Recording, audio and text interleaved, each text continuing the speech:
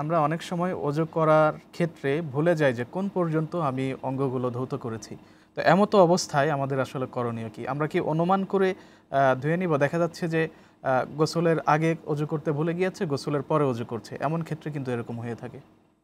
জি, আসলে গোসলের ক্ষেত্রে যেটা করণীয় সেটা হচ্ছে বিসমিল্লাহ বলে আমরা গোসলটা শুরু করব। শুধু বিসমিল্লাহ, নিরেট শুধু বিসমিল্লাহ বলে আমরা গোসলটা শুরু করে দিব। এবং গোসলটা করার ক্ষেত্রে আমরা যেটা করি যে আমরা বাংলাদেশে দেখা যায় শুরুতে আমরা অজু করে নেই, এটার কোনো প্রয়োজন নেই। হাদিসের মধ্যে আসে যে গোসলটা শুরু করব বিসমিল্লাহ বলে, এবং গোসলের মধ্যে আমরা গড়গড়া করব, পানি ভিতরে নিয়ে গড়গড় করে আওয়াজ করব, যেটাকে আমরা কুলকুচি বলি অথবা গড়গড়া বলি। এটা আমরা ভালোভাবে করব। নাকের মধ্যে আমরা পানি দিব। নাকে পানি দেওয়ার ক্ষেত্রে আমরা একটা ভুল করি, এজন্য আমাদের অজু করতে হয় বারবার। গোসলের ক্ষেত্রে আর অজু করা লাগবে না যদি আপনি নাকে পানিটা ভালো করে দেন। নাকে পানিটার নিয়ম হচ্ছে ইস্তিনশাক। ইস্তিনশাক বলা হয়, আপনি পানিটা নেবেন, এইভাবে আপনি পানিটা নিয়ে ভিতরে একটু টান দিবেন। এই যে নরম হাড়টা রয়েছে যেটা নাড়ানো যায়, যতটুকুন পর্যন্ত নাড়ানো যায় এই পর্যন্ত পানিটাকে আপনি টেনে উঠাবেন। খুব বেশি উঠালে আবার আপনার মাথায় ধরে যাবে এবং আপনি চিন্তা করবেন যে লাইভ এটা শোনার পরে আমল করলাম, তো এতে আমার মাথা ব্যথা করতেছে। আপনি খুব অল্প সামান্য টান দিয়ে এই পর্যন্ত পানিটা উঠাবেন, এটাকে ইস্তিনশাক বলা হয়। এরপর বাঁ হাতে আপনি নাকটাকে ঝাড়বেন, এটাকে আরবিতে ইস্তিনসার বলা হয়। তো এই দুইটা কাজ করলে আপনি কুলি করলেন এবং সুন্দর করে বিসমিল্লাহ বলে আপনি গোসলটা শুরু করলেন, গড়গড়া করলেন, নাকের মধ্যে পানি দিলেন, সমস্ত শরীর ধৌত করলেন এবং ধৌত করার মধ্য দিয়েই কিন্তু আপনার অজুর হকটা আদায় হয়ে যাবে। এতে করে আর রিপিট আপনাকে অজু করতে হবে না। ফরজ গোসলের ক্ষেত্রে যেটা ইমামে আজম আবু হানিফা রাহিমাহুল্লাহ ওনার বক্তব্য হচ্ছে এক্ষেত্রে অজু করাটা মুস্তাহাব। তো ফরজ গোসলের ক্ষেত্রে আপনি করতে পারেন।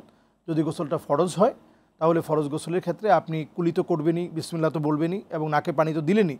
এরপর সমস্ত শরীর ধৌত করার পর আবার আপনি একটু স্যাটিসফ্যাকশনের জন্য যদি কোথাও কোনোটা ছুটে যায়, কারণ এটা ফরজ গোসল, যদি ছুটে যায়, যদি হাতের এখানে একটুখানি বিজা না হয়, এজন্য আরেকটা বার আপনি অজু করে নেবেন। এটা মুস্তাহাব আমল, এটা করতে পারেন।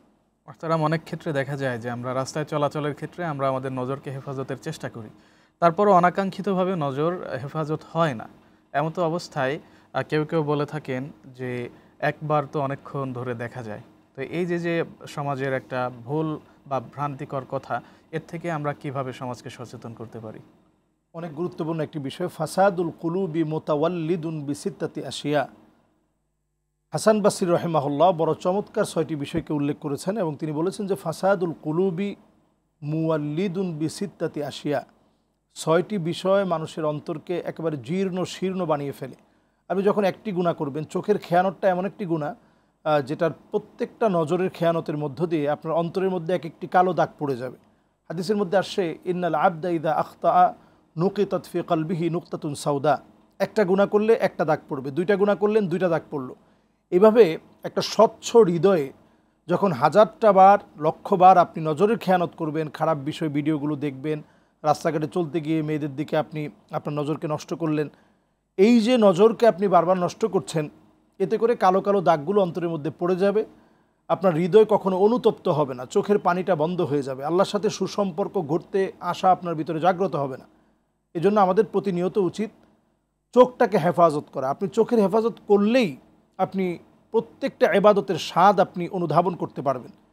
এজন্য আমরা ছোট্ট পরিসরে আজকের এখান থেকে স্বল্প সময়ে যদি বলি, তাহলে এক কথায় উত্তর হচ্ছে আমরা যদি নজরটা খেয়ানত হয়েই যায় তাহলে আমরা সাথে সাথে ইস্তেগফার পড়ে ফেলব।